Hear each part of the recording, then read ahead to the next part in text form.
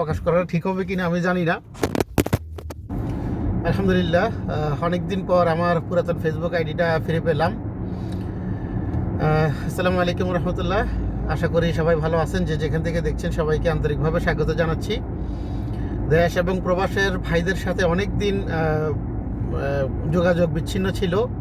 বিষয়টি অত্যন্ত দুঃখজনক এবং আমার কাছে তো আসলে অনেক বেশি দুঃখজনক, কারণ আমার অনেক ভাই বন্ধু শুভাকাঙ্ক্ষী ওনারা একটু চিন্তিতও ছিল। অনেকের সাথেই যোগাযোগ হয়েছে। আমার আরেকটা আইডি করা ছিল, ওই আইডিটা পরে আবার ঠিকঠাক করে ওই আইডি থেকে যখন আবার সবাইকে মেসেজ দিলাম যোগাযোগ হয়েছে, কিন্তু অনেক ভাই বোন যাদের সাথে যোগাযোগ করতে পারি নাই বা আমি নতুন আইডিতে খুঁজেও পাই নাই, যার কারণে হয়তো যোগাযোগ হয় নাই। এখন আবার পুরাতন আইডিটা ফিরে পেলাম আলহামদুলিল্লাহ। এটা 30 দিনের জন্য সাসপেন্ড ছিল, পরে অনেকবার আপিল করার পরে একবার ব্লক ছিল, ওনারা সুযোগ দেয় নাই। তারপর যখন 30 দিন শেষ হয়ে গেল, 30 দিনের পরে সাসপেন্ড উঠিয়ে নিছে এবং ওইখান থেকে ফেসবুক টিম থেকে মেসেজ দিছে যে এটা পরীক্ষামূলকভাবে ওনারা সন্দেহজনক সাসপেন্ড করছে, এটার জন্য দুঃখ প্রকাশ করে। তা আমি সত্যি আনন্দিত যে আমি আসলে ফেসবুক সম্বন্ধে তেমন একটা কিছু বুঝি না।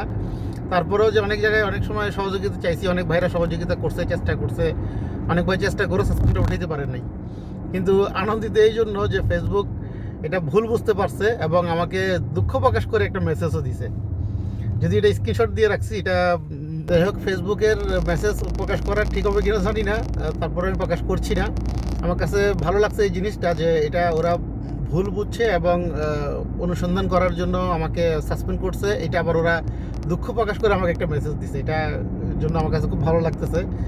আর আমি ধন্যবাদ জানাচ্ছি আমার শুভাকাঙ্ক্ষী ভাই বন্ধু, অনেকেই চেষ্টা করছেন হয়তো আমার সাথে মেসেজ দেওয়ার, এবং বিশেষ করে ধন্যবাদ না দিলেই না কয়েকজন ভাইকে যারা নিজ দায়িত্বে এটা ভাই বন্ধুর দায়িত্বটা এখানে পালন করছে, সাথে সাথে পোস্ট করে মেসেজ দিয়ে বিভিন্ন জনকে বলে দিছে, বিভিন্ন গ্রুপে বিভিন্ন প্ল্যাটফর্মে যেখানে আমরা কাজ করি বা যুক্ত আছি অথবা শিখি, ওইখানে বলে দিছেন যে আমার এই আইডিতে যেন কেউ লেনদেন না করে। কারণ কোনো আইডি বন্ধ হয়ে গেলে বা সাসপেন্ড হইলে অথবা ব্লক হইলে সবচেয়ে বেশি সমস্যা হয় যেটা যে লেনদেনজনিত বিষয়টা আমরা সাবধানে থাকতে হয়।